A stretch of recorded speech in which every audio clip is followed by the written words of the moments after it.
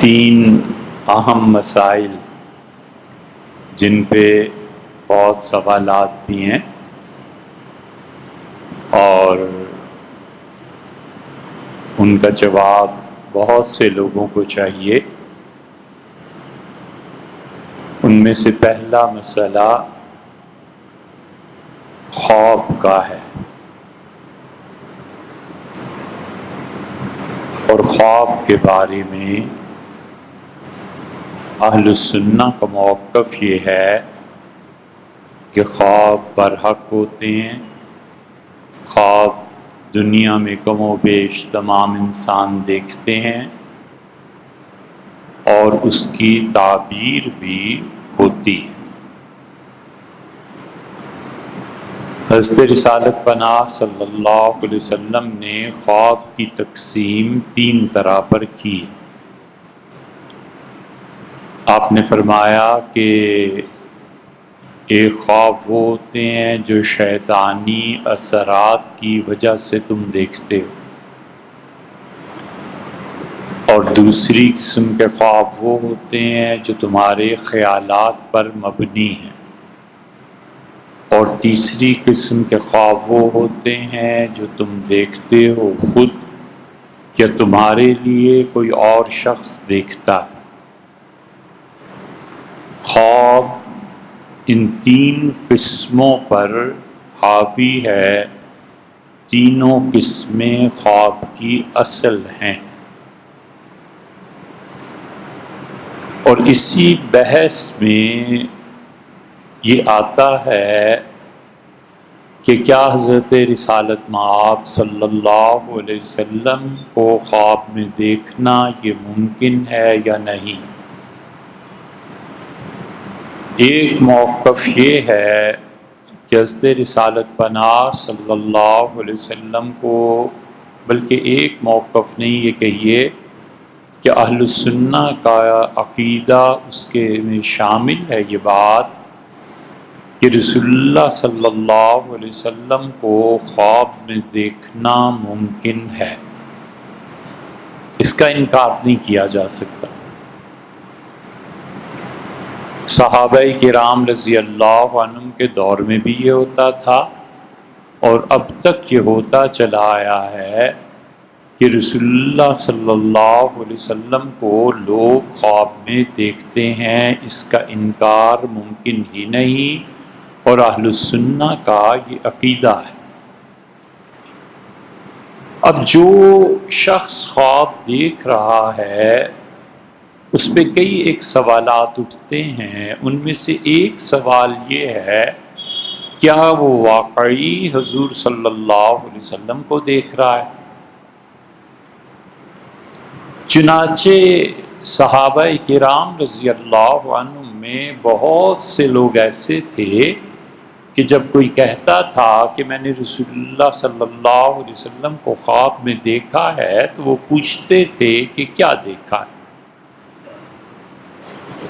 ایک آدمی حضرت عبداللہ ابن عباس رضی اللہ عنہما کی خدمت میں آیا اور اس نے عرض کیا کہ حضرت، میں نے حضرت علیہ السلام کو خواب میں دیکھا ہے۔ تو انہوں نے کہا، چہرہ مبارک کیسا تھا؟ کس حال میں دیکھا ہے؟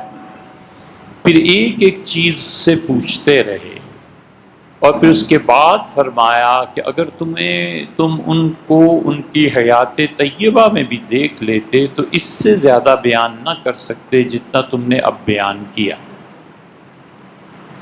اس تنقیح کا مطلب یہ ہے کہ رسول اللہ صلی اللہ علیہ وسلم کو ان کی اصل صورت مبارکہ میں کس نے دیکھا اور کس نے نہیں دیکھا۔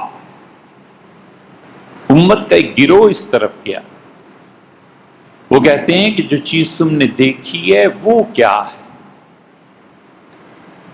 دوسرا گروہ امت کا اس طرف گیا ہے کہ وہ کہتے ہیں کہ حضور صلی اللہ علیہ وسلم نے یہ جو فرمایا ہے کہ من رآنی فقد رآنی حقاً، جس نے مجھے دیکھا اس نے مجھے ہی دیکھا۔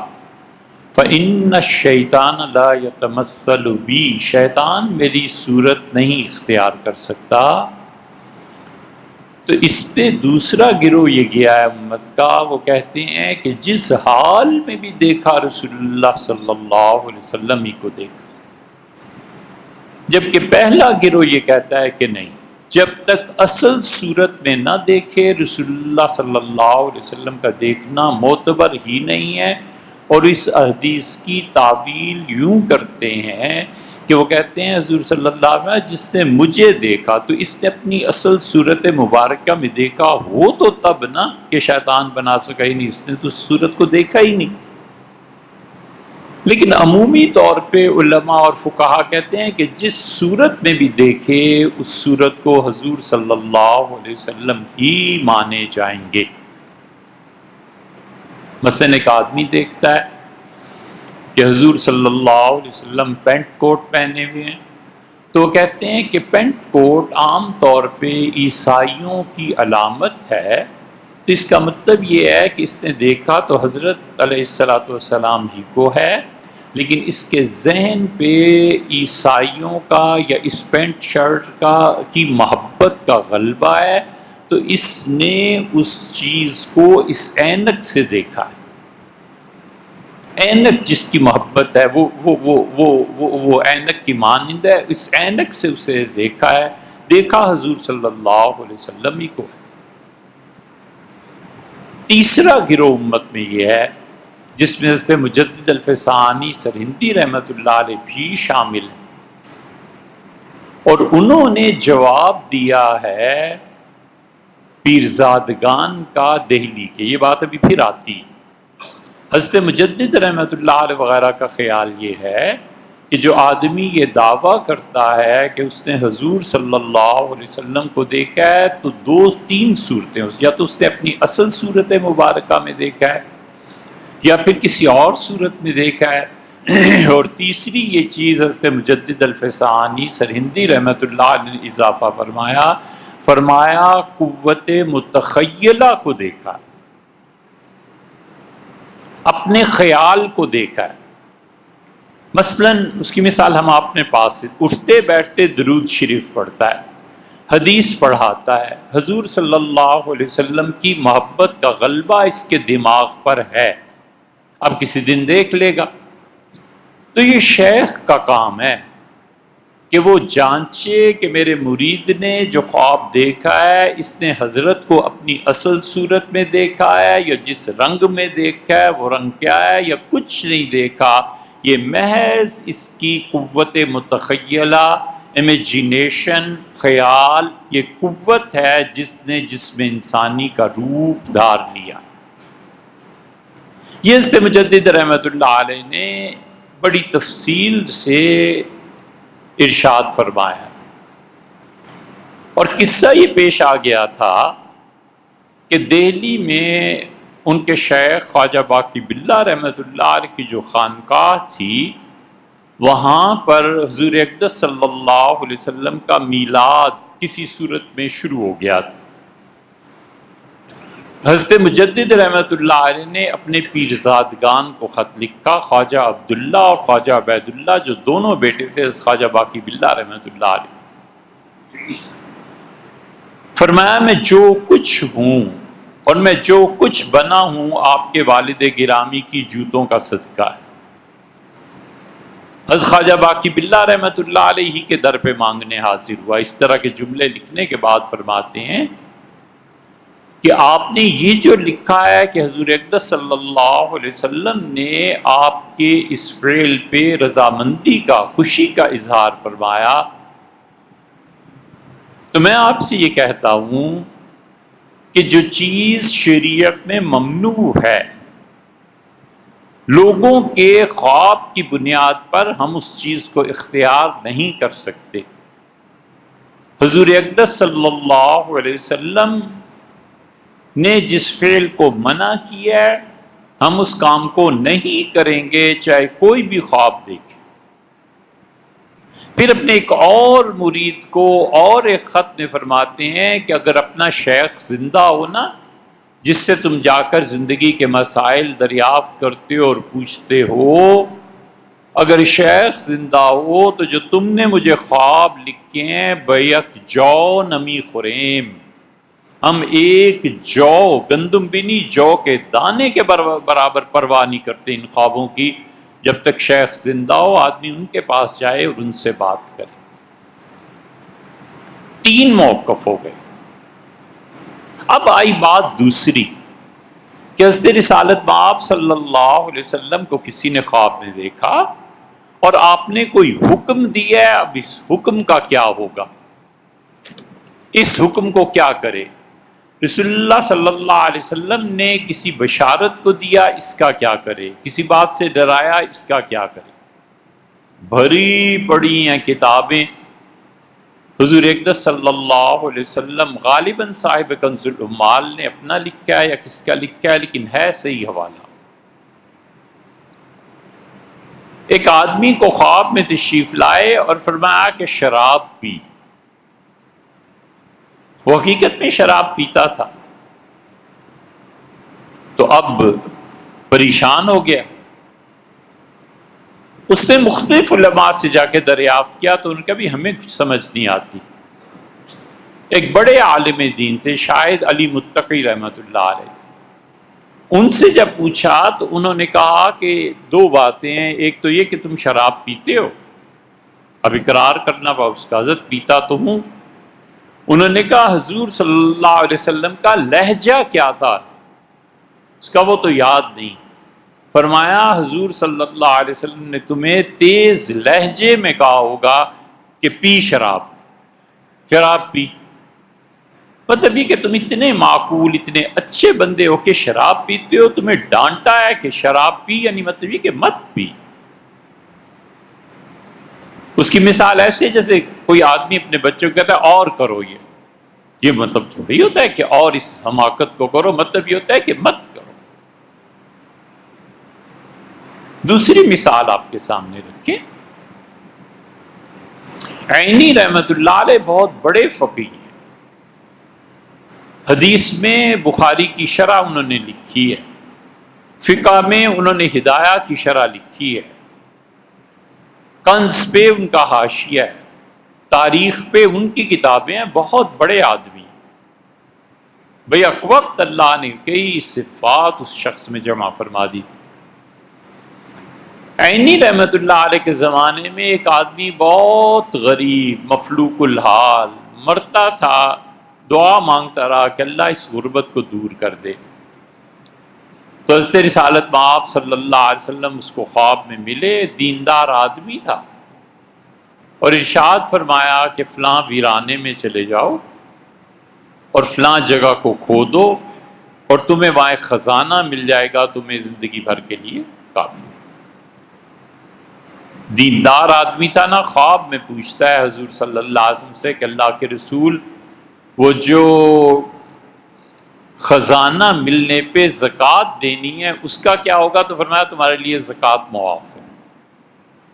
واقعی گیا, کھودا اور خزانہ نکل آیا. مختصر سی بات, جتنے علماء نے سنا اب اس کو اتنا خزانہ ملا, اتنا دنیا کی محبت تو بیچارے کو تھی نہیں. اس نے کہا میں کیوں نہ زکوٰۃ اس خزانے کی ادا کروں, اللہ نے اتنا کچھ دے دیا ہے, واقعی تو پشتوں تک کے لیے کافی ہے. تو مختلف علماء کے پاس کیا, اور علماء نے کہا حضرت رسالت پناہ صلی اللہ علیہ وسلم نے فرما دیا ہے لہٰذا کوئی زکوٰۃ نہیں.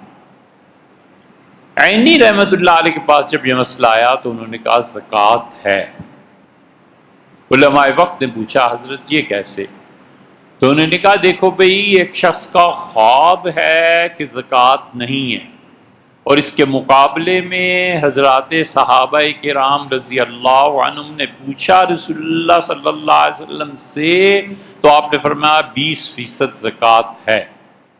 ایک طرف یہ ہے ایک طرف وہ ہے, کن کی مانے؟ دوسری بات یہ کہ بندہ خواب کی دنیا کی بات کر رہا ہے, اگرچہ اس کا خواب قرائن نے صحیح ثابت کر دیا, مگر دوسری طرف عالم بیداری میں صحابہ کرام رضی اللہ عنہم سن کے نقل کر رہے ہیں. میں بیداری کی بات کا اعتبار کروں یا خوابوں پہ جاؤں؟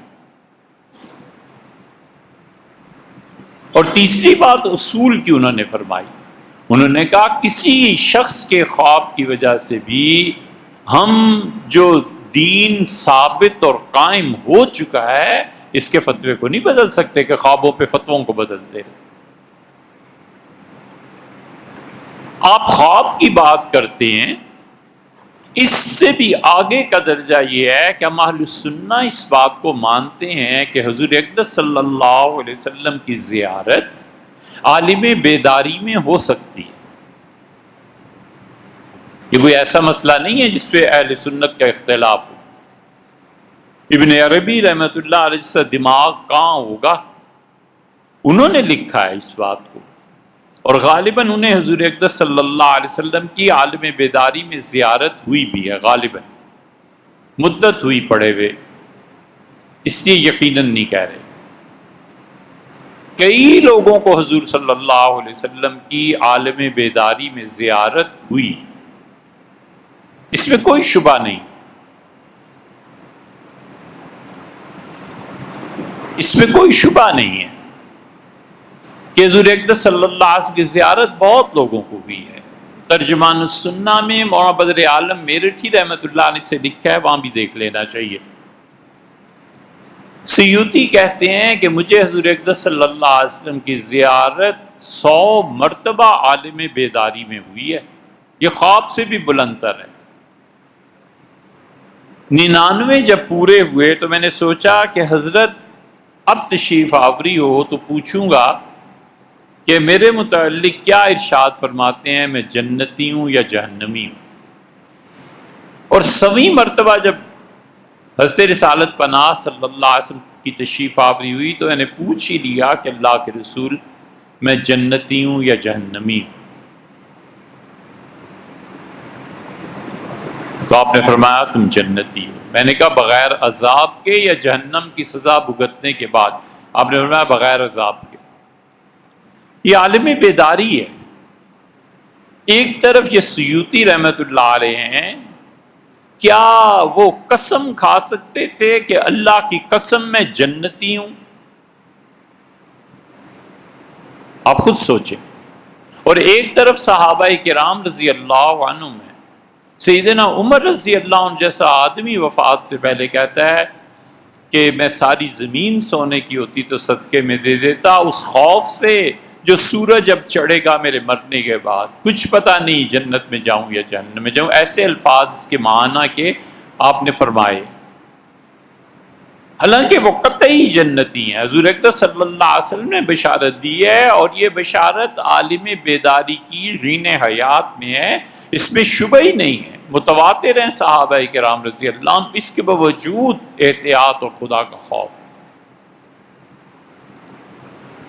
اس لیے ہم کہتے ہیں کہ اب بھی دنیا میں کسی شخص کو حضور اقدس صلی اللہ علیہ وسلم عالم بیداری میں نظر آئیں اور اسے کوئی ایسی بات کہہ دیں جو ظاہر شریعت کے خلاف ہے، بالکل نہیں مانا جائے گا۔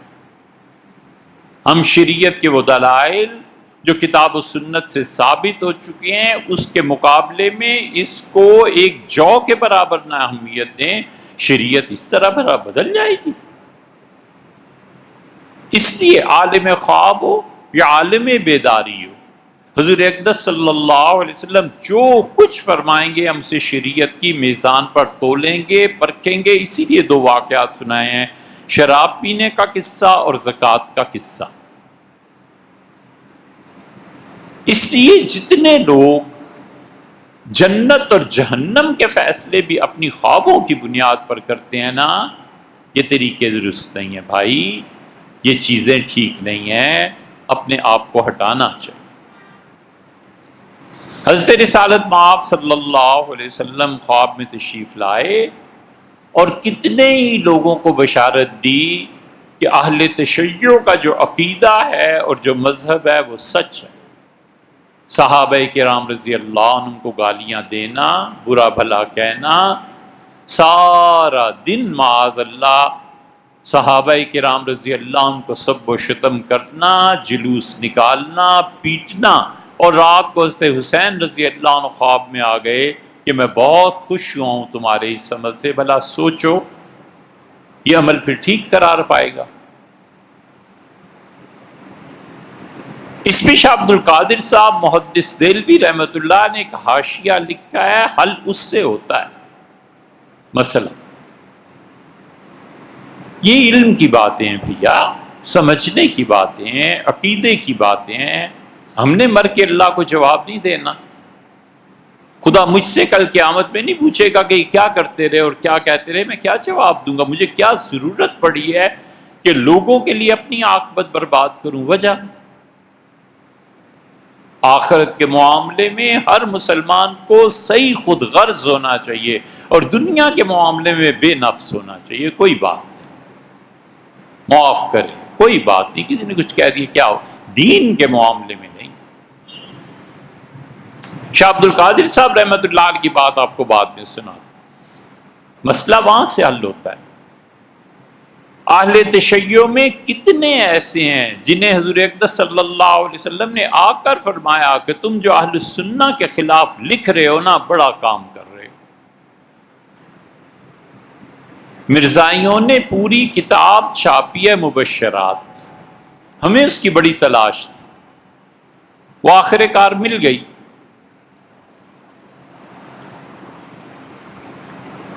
مبشرات میں 200 قادیانیوں نے اللہ کی قسم کے ساتھ حلفاً بیان کیا ہے کہ میں بڑا پریشان تھا کہ مولویوں کے جھگڑوں میں کدھر جاؤں، حضور صلی اللہ علیہ وسلم خواب میں آئے اور فرمایا قادیان جاؤ، اور میں نے وہاں جا کر مرزا غلام احمد قادیانی کی بیعت کی۔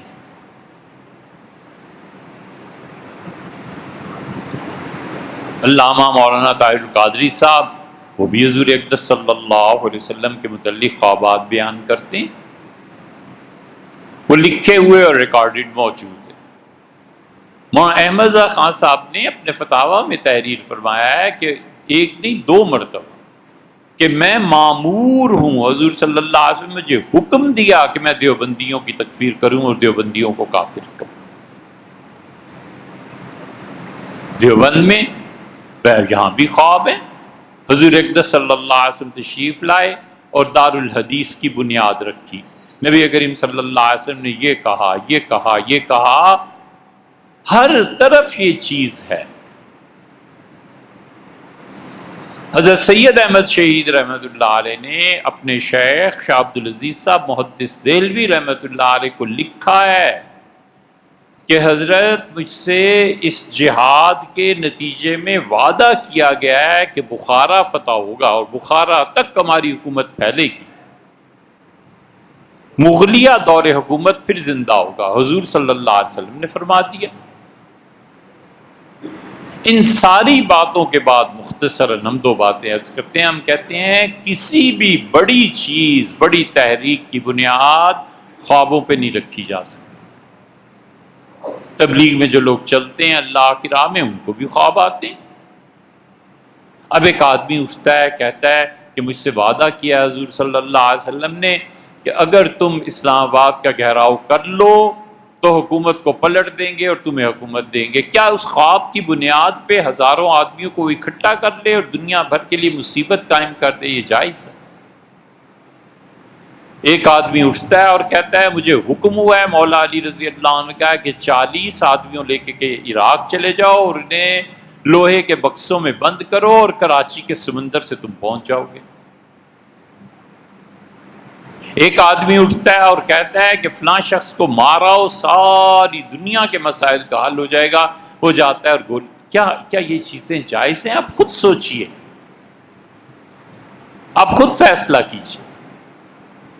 ہم کہتے ہیں ان خوابوں کو جنہوں نے دیکھا ہے وہ جانے، ان کے مشائخ جانے، بس وہ جانے، ان کے کام جانے۔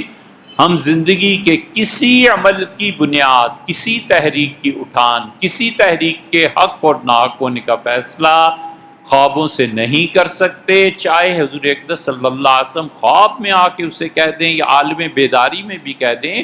تو یہ سارا کشف اور کرامتوں کا معاملہ ہے نا، یہ کشف کی دنیا سے، خواب کی دنیا سے اپنی تائید کروانا نہیں ہو سکتا۔ ہمیں کتاب و سنت کے دلائل چاہیے، ہمیں موجودہ حالات کے مطابق دلائل چاہیے۔ یہ دلائل لاؤ۔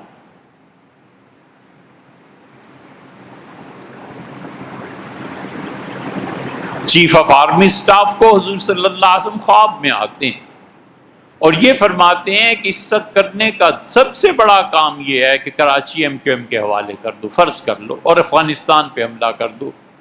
وہ 2-4 آدمیوں کو بلاتے ہیں تو جن لوگوں کے نزدیک خواب اور یہ چیز، وہ تو کہیں گے کرو، حضرت نے فرمایا۔ ہم جیسے لوگ ہم کہتے ہیں بالکل نہیں، آپ کتاب و سنت سے ثابت کریں، آپ سیاسی حالات کو، آپ خود سمجھدار ہیں۔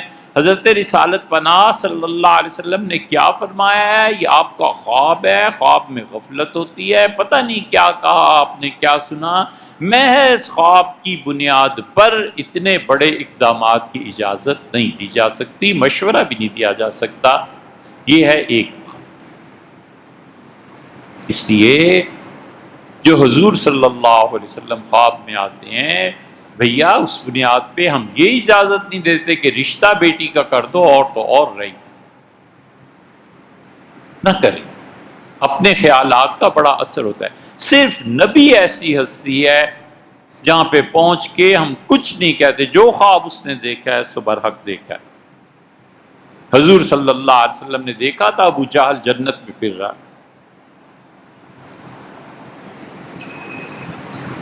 نبی کریم صلی اللہ علیہ وسلم فرمایا بھی عجیب بات ہے، یعنی بدر میں وہ قتل ہو چکا تھا، فرمایا میں نے دیکھا ابو جہل جنت میں پھر رہا ہے۔ صحابہ رضی اللہ عنہ حیران، اور حضور علیہ الصلوۃ والتسلیم کا خواب صحیح ہونے میں تو شبہ ہی نہیں، وہ نبوت ہے یار۔ جب ابو جہل کے بیٹے اکرمہ رضی اللہ عنہ مسلمان ہوئے تو آپ نے فرمایا یہ ہے میرے خواب کی تعبیر۔ ان کے علاوہ کسی شخص کا خواب 100% حتیٰ کہ بیداری میں دیکھے قابل اطمینان نہیں ہے۔ کوئی بھی چیز پیش آ سکتی ہے، جو کچھ اس نے دیکھا ہے، اس کی آنکھیں کس کو دیکھ رہی تھیں، اس کے حقائق کیا ہیں، یہ بڑے گہرے علم اور تصوف کے میدان میں جو سمندر کی تیراکی کر کے آئے ہوں، یہ ان کا فن ہے یار، ہر آدمی نہ سمجھ سکتا ہے نہ سمجھایا جا سکتا۔ یہ ہے قصہ۔ کشمیر میں حضور اقدس صلی اللہ علیہ وسلم نے کئی مسلمانوں کو کہا کہ یہ کیسے ہیں، جنہوں نے ہم سے بھی کہا کہ لڑنا چاہیے کشمیر کے متعلق۔ ہم نے کہا ہمیں نہیں پتا بھائی، تو آپ جانیں، آپ کا خواب جانیں، اور ہم اس کے مخاطب بھی نہیں، ہم سے کیوں کہتے ہیں؟ آپ جا کے چیف سے کہیے، صدر سے کہیے، وزیر اعظم سے، ہمارا کیا تعلق اس خواب سے؟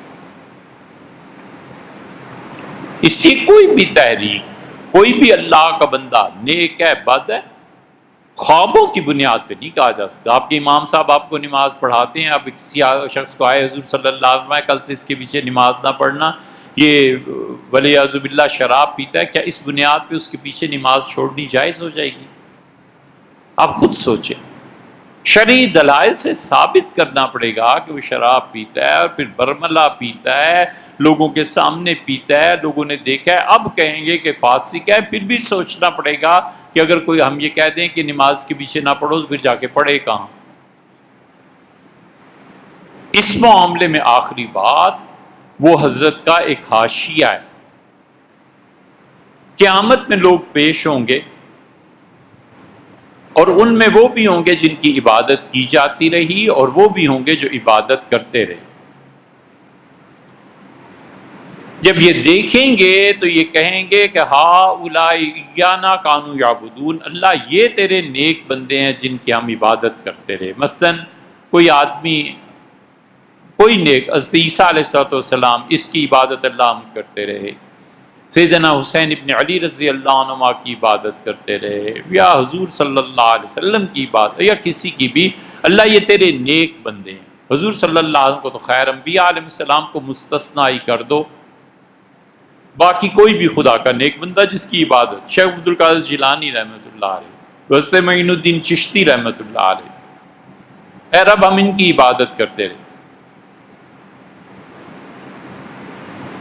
وہ کہیں گے سبحانک، اللہ تیری ذات پاک ہے شرک سے، اللہ یہ ہماری عبادت نہیں کرتے رہے۔ دوسری جگہ آیا ہے بلکان، اللہ تو ہی ہے جو عبادت کا لائق ہے اور مستحق ہے، اللہ ہماری عبادت نہیں ہوتی رہی۔ اور پوچھیں اگر خدا ہم سے، تو ہم تو کہیں گے کہ اللہ عبادت کرتے رہیے، ہم نے خود دیکھا یہ کن کن مزاروں پہ سجدے کرتے تھے، عبادت کی نیت سے، اور عبادت کرتے تھے۔ تجھے چھوڑ کر کس کس کو پکارتے تھے، ہم تو خود اس کے گواہ ہوں گے۔ مسئلہ کیا ہے؟ یہ عبادت کرتے رہے، ہم گواہ ہوئے، خدا کو کہتے ہیں کہ ہم ان کی عبادت کرتے رہے، اور وہ جن کی عبادت کی جاتی رہی وہ کہیں گے جھوٹ بولتا ہے، میری عبادت نہیں ہوئی۔ شاہ عبد القادر صاحب رحمۃ اللہ علیہ نے کہا کہ جو لوگ پوجتے ہیں بزرگوں کو، یہ بیائی نہیں ان کے ورڈز ہیں، ہم جب تفسیر پڑھتے تھے اساتذہ نے یہ یاد کروایا تھا، انہوں نے کہا یہ قرآن کی مشکل ترین آیتوں میں سے اسے یاد کرو، اور جو پیپر میں دیا اس پہ بھی لکھنا پڑا۔ جو لوگ پوجتے ہیں بزرگوں کو وہ بزرگ بے خبر ہیں۔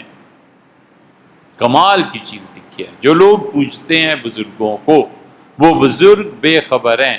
ایک شیطان اپنا وہی نام رکھ کر اپنے آپ کو پجواتا ہے۔ شیطان اپنا نام رکھتا ہے وہی، حسین، معین الدین چشتی، علی حجویری، فلاں فلاں فلاں رضی اللہ عنہ رحمہ اللہ، اپنا وہی نام رکھ کے خواب میں آ جاتا ہے اور کہتا ہے بیٹے آج جو تو نے صحابہ رضی اللہ عنہ کو گالیاں دی نا، دل خوش ہو گیا، آج تم نے جو اہل السنہ کو برا کہا اور قرآن کی توہین کی، میں شیخ عبد القادر جیلانی ہوں، تو نے حق ادا کر دیا۔ ولیعوذ باللہ، یہ ہے وہ چیز، اس لیے نہیں پڑھنا چاہیے۔ یہ ہمارا موقف ہے، یہ اہل السنہ کا موقف ہے۔ اسی بنیاد پر ہم کہتے ہیں کہ حضرت رسالت مآب صلی اللہ علیہ وسلم خواب میں، حتیٰ کہ بیداری میں بھی آ کے کوئی حکم دیں، ہم شریعت کے ترازو میں اسے پرکھیں گے، تب بات کریں گے۔ اگر شریعت کے ترازو پہ پورا اترتا ہے، بسم اللہ، 100 مرتبہ بسم اللہ، ہم کہیں گے اصل ثابت، تمہارے لیے بشارت ہوئی ہے، خوشخبری ہے۔ نہیں پورا اترتا، ہم کہیں گے اصل میں یہ چیز ثابت نہیں ہوتی بھائی، تم نے جو دیکھا ہے، جو تم نے سنا ہے، ہمیں نہیں معلوم کیا ہے، اللہ جانے اور تم جانو۔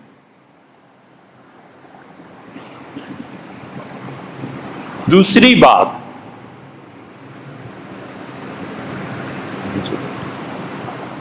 بہت سے لوگوں نے حوالہ پوچھا، بہت اچھی بات ہے، ہم بہت خوش ہوتے ہیں بھائی، اب ہم سے اختلاف کریں، ہم سے پوچھیں کیوں، بڑی خوشی ہوتی ہے جب کوئی کہتا ہے کہ اس کا حوالہ بتائیں، یہ تم کس بنیاد پہ بات کر رہے ہو، بڑی خوشی ہوتی ہے، اللہ کا شکر ہے، یہ علم ہے، جستجو ہے، تعلیم کا کرنا ہے، سیکھنا ہے، یہ ہونی چاہیے۔ ایک چیز جو انسان کو ہمیشہ کے لیے یاد رکھنی چاہیے، جو کوئی دین کے متعلق بات کرتا ہے نا، اسے پوچھ لینا چاہیے حضرت اس کا ثبوت کیا ہے، اتنی سی بات۔ ہم نے عرض کیا تھا کہ سورہ ابراہیم علیہ السلام کو پڑھیں اور اس کی جو ابتدائی آیات ہیں ان کو پڑھ لیں، اس کی تفسیر پڑھ لیں، مسئلہ حل ہو جاتا ہے۔ اور اصل مسئلہ یہ ہے کہ حضور اقدس صلی اللہ علیہ وسلم کا نسب ثابت ہے عبداللہ سے، اور عبداللہ بیٹے تھے عبد المطلب کے، اور وہ بیٹے تھے ہاشم کے، اور ہاشم سے آگے پھر چلتے چلے جاؤ، یہ سارا نسب کیا حضور صلی اللہ علیہ وسلم کا ثابت ہے، یا یہ کیا حضور صلی اللہ علیہ وسلم کے نسب کو اس طرح پڑھنا درست ہے؟ عرض کیا تھا کہ یہ درست نہیں ہے، اور اس کو آپ پڑھ لیجئے سورہ ابراہیم کی ابتدا میں، بہت لوگوں نے کہا کہ اس کا حوالہ، ہم مختصراً یہ ذکر کرتے ہیں۔ یہ قرطبی ہے تفسیر، بالکل اس کے سورہ ابراہیم کے آغاز میں آتا ہے، اور اللہ تعالیٰ انبیاء علیہ السلام کا ذکر کرتے کرتے ایک جگہ پر پہنچ کے فرماتے ہیں کہ کتنے نبی اس میں گزرے ہیں، والذین من بعدہم، ان نبیوں کے بعد علیہ السلام کون کون لوگ تھے، لا یعلمہم الا اللہ، کتنی پشتیں گزری ہیں درمیان میں، اللہ کے علاوہ کوئی نہیں جانتا۔ امام قرطبی لکھتے ہیں اے لا یحصی عددہم الا اللہ، یعنی کتنی پشتیں گزری ہیں ان کو کوئی نہیں جانتا، ولا یعرف نسبہم الا اللہ، اور اللہ کے علاوہ کوئی نہیں جانتا کہ جتنی بھی پشتیں گزری ہیں 30-40، ان میں سے کون بیٹے تھے، کون باپ تھے، سلسلہ ختم ہو جاتا ہے ایک جگہ پر پہنچ کے۔ اس کے بعد کیا ہوا؟ والنسابون، اور نسب کو گننے والے، وَإِن نَسَبُوا إِلَىٰ آدَمَ، جو اپنے سے لے کے حضرت آدم علیہ السلام تک بات پہنچاتے ہیں، فَلَا يَدَّعُونَ إِحْصَاءَ جَمِيعِ الْأُمَمِ، وہ بھی اس بات کو ثابت نہیں کر سکتے، دعویٰ نہیں کر سکتے کہ انہوں نے تمام باپ داداؤں کو گن لیا۔ وَإِنَّمَا يَنْسِبُونَ الْبَعْضَ، وہ بعض باپ داداؤں کا ذکر کرتے ہیں، پھر آگے پہنچ کے کچھ پتہ نہیں ہے۔ وَيُمْسِكُونَ عَن نَسَبِ الْبَعْضِ وَيُمْسِكُونَ عَن نَسَبِ الْبَعْضِ، اور کچھ کہتے ہیں باپ کا پتہ ہے، حضور اقدس صلی اللہ علیہ وسلم ایک حد تک پتہ ہے، اس کے بعد کچھ پتہ نہیں کتنی نسلیں گزری۔ وَقَدْ رُوِيَ عَنِ النَّبِيِّ صلی اللہ علیہ وسلم، اور یہ بات ثابت ہے حضور صلی اللہ علیہ وسلم، مَا سَمَعَ النَّسَّابِينَ، جب آپ سنتے تھے نسب گننے والے ان لوگوں کو۔ اب بھی دیہات میں آتے ہیں سال بعد گندم لینے، وہ بھی نسب شروع کرتے ہیں کہ تم اس کے بیٹے ہو، اس کا بیٹا، وہ اس کا بیٹا، وہ اس کا بیٹا، وہ سارا نسب آدم علیہ السلام تک پہنچاتے ہیں۔ حضور صلی اللہ علیہ وسلم کے زمانے میں یہ تھا نا، جب آپ ان لوگوں سے بات سنتے تھے، ینسبون الی معد ابن عدنان، وہ نسب کو بیان کرتے تھے معد ابن عدنان تک۔ معد ابن عدنان تک رسول اللہ صلی اللہ علیہ وسلم کا نسب ثابت ہے۔ ثم زادو، پھر وہ بتاتے تھے کہ معد ابن عدنان کے بعد عدنان کا والد کون ہے، تو حضور صلی اللہ علیہ وسلم کذب النسابون، جھوٹ بکتے ہیں، ان اللہ یقول لا یعلمهم الا اللہ، اللہ اس پاک کتاب میں یہ کہتا ہے کہ عدنان کے بعد کس کے باپ دادا کو گننا اللہ کے علاوہ کوئی نہیں جانتا۔ یہ جھوٹ بکتے ہیں جو آدم علیہ السلام تک نسب بیان کرتے۔ وقد روی عن عروہ ابن زبیر، عروہ ابن زبیر رحمۃ اللہ علیہ کہتے تھے رضی اللہ عنہ، انہو قال، ان کا ما وجدنا عادین یعرف ما بین عدنان و اسماعیل، عدنان اور اسماعیل علیہ السلام ان دونوں کے درمیان کتنے باپ دادا آئے کوئی نہیں جانتا۔ وقال ابن عباس، اور عبداللہ ابن عباس رضی اللہ عنہما کہتے تھے کہ عدنان اور اسماعیل کے درمیان، حضرت ابراہیم اور اسماعیل علیہ السلام، ان کے درمیان 30 ابن 30 دادے گزرے ہیں، لا یعرفون، بالکل کوئی نہیں جانتا، پہچانے ہی نہیں جاتے، جانے ہی نہیں جاتے۔ وکان ابن مسعود یقول حین یقرأ ولا یعلمهم الا اللہ، اور عبداللہ ابن مسعود رضی اللہ عنہ کے سامنے جب کوئی آیت پڑھی جاتی تھی، کوئی پڑھتا تھا کہ باپ داداؤں کا نسب سارے کا سارا اللہ کے علاوہ کوئی نہیں جانتا، عبداللہ کہتے تھے کذب النسابون، جھوٹ بکتے ہیں جو آدم علیہ السلام تک کا نسب بیان کرتے۔ 3 صحابہ ہیں، عبداللہ ابن عباس اور عبداللہ ابن مسعود رضی اللہ عنہ 2، آگے بھی آ جاتی ہے بات۔ یہ ایک حوالہ آپ کو دے رہے ہیں قرطبی کا سورہ ابراہیم کے آغاز کا، دوسرا حوالہ، 5 حوالے ہیں، مختصر سے یہ آپ سے عرض کر دیتے ہیں۔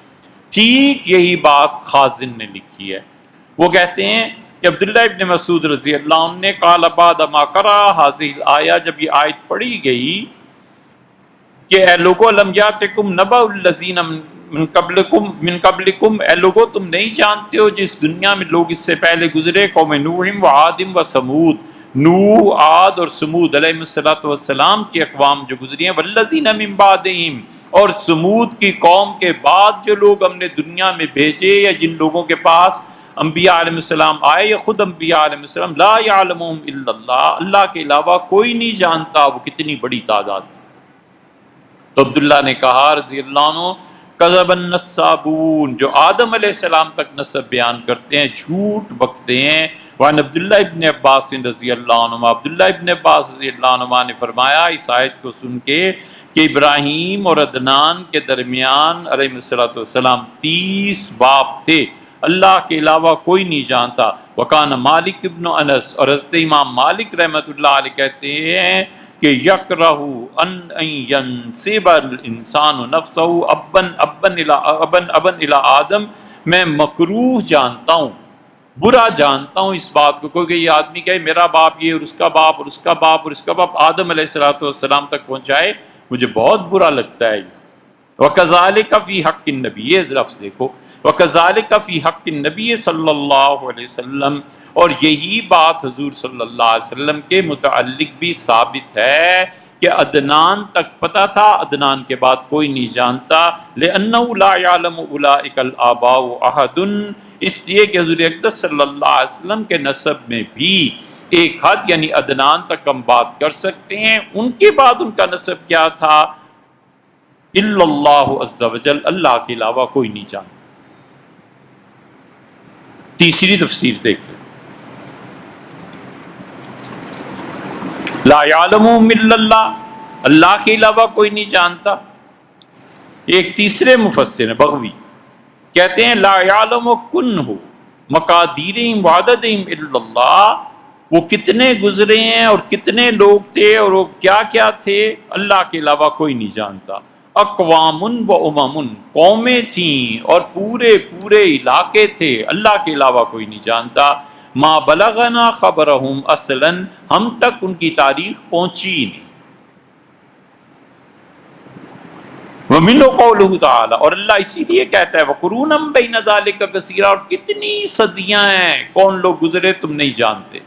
وَقَانِ ابن مسعود اذا قرأ هذه الآية، عبداللہ ابن مسعود رضی اللہ عنہ جب یہ آیت پڑھتے تھے فرماتے تھے کذب النسابون، جھوٹ بکتے ہیں جو نسب رسول اللہ صلی اللہ علیہ وسلم کا یا کسی کا بھی آدم علیہ السلام تک ثابت کرتے ہیں، یعنی انہم یدعون علم النسب الی آدم، یعنی وہ یہ دعویٰ کرتے ہیں کہ انہیں آدم علیہ السلام تک کا نسب معلوم ہے۔ وقد نفی اللہ علم ذالک عن العباد، جبکہ اللہ قرآن میں نفی کرتا ہے کہ اس کے علاوہ کسی کو معلوم نہیں۔ دوسرے صحابی عبداللہ ابن عباس رضی اللہ عنہ نے کہا کہ ابراہیم اور عدنان کے درمیان 30 نسلیں گزری ہیں، اور امام مالک رحمۃ اللہ علیہ برا جانتے تھے اس کو، لِأَنَّهُ لَا يَعْلَمُ أُولَٰئِكَ إِلَّا اللَّهُ، فرماتے تھے بھئی ایسے نہ کہو، اللہ کے علاوہ کوئی نہیں جانتا۔ اور تیسرے صحابی رضی اللہ عنہ انس ابن مالک تھے۔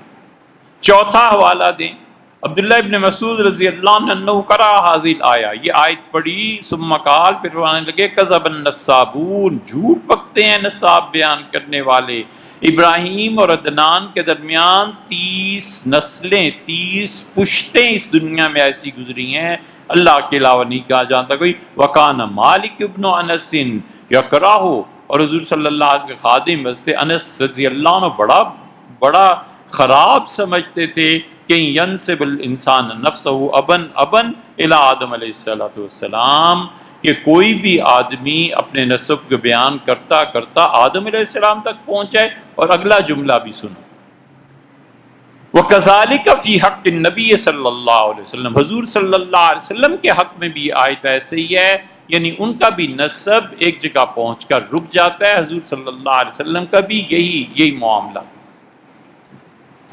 4 حوالے ہو گئے، 5واں یہ آخری حوالہ کس کا ہے؟ لکھنے والے قاضی ثناء اللہ پانی پتی رحمۃ اللہ علیہ، حضرت مرزا مظہر جان جانا رحمۃ اللہ علیہ کے خلیفہ، اور حضرت مرزا مظہر جان جانا رحمۃ اللہ علیہ وہ مرید تھے خواجہ بدایونی رحمۃ اللہ علیہ کہ وہ شیخ معصوم صاحب کے، اور حضرت مجدد رحمۃ اللہ علیہ تفسیر مظہری عام ملتی ہے یار، اردو ترجمہ ہوا ہے، سورہ ابراہیم کی ابتدائی آیات میں پڑھ لیں۔ ہم یہ کام نہ کریں جس سے قرآن اور حدیث ٹکراتے۔ یہ تو مرزا مظہر جانا تو ابھی کے گزرے ہیں، 2 صدیاں ہوئی، مناظرہ ہوا، یہ آخری حوالہ دے رہے ہیں اس پہ اور بس پھر بات پوری کر لیتے ہیں۔ مناظرہ ہوا دیوبندی اور بریلوی حضرات کے درمیان کہ حضور اقدس صلی اللہ علیہ وسلم کا علم غیب کیا ہے، لوگ آئے جمع ہوئے وغیرہ وغیرہ۔ اس مناظرے میں ایک فقیہ ایک طرف ایک سائڈ دیوبندی مکتبہ فکر کی مولانا منظور نعمانی صاحب رحمۃ اللہ علیہ تھے، اور مولانا منظور نعمانی صاحب رحمۃ اللہ بڑی محنت سے دیوبند میں پڑھا تھا، انور شاہ صاحب رحمۃ اللہ علیہ کے شاگرد تھے، اور پھر بڑی محنت سے پڑھاتے بھی رہے، کمال کے عالم دین۔ مولانا منظور نعمانی صاحب نے حضور اقدس صلی اللہ علیہ وسلم کے علم پر یہ ایک کتاب لکھی ہے بوارق الغیب، اسی علم غیب کے مسئلے پہ۔ یہ ہمارے کابرین میں سے ہیں دیوبند کے، وہ اس آیت کو لائے ہیں اور کہتے ہیں 27ویں آیت ذکر کر رہا ہوں کہ اللہ نے کہا الم یاتکم نبأ الذین من قبلکم قوم نوح وعاد وثمود، کیا تمہارے پاس ابھی تک اطلاع نہیں پہنچی کہ نوح، عاد اور سمود انبیاء علیہ الصلوۃ والسلام کو جنہوں نے جھٹلایا، ہم نے کیسی خبر لی ان کی؟ اور سمود کی قوم کے بعد والذین من بعدہم کتنی امتیں آئیں اور کتنی پشتیں گزری، لا یعلمہم الا اللہ، اللہ کے علاوہ کوئی نہیں جانتا۔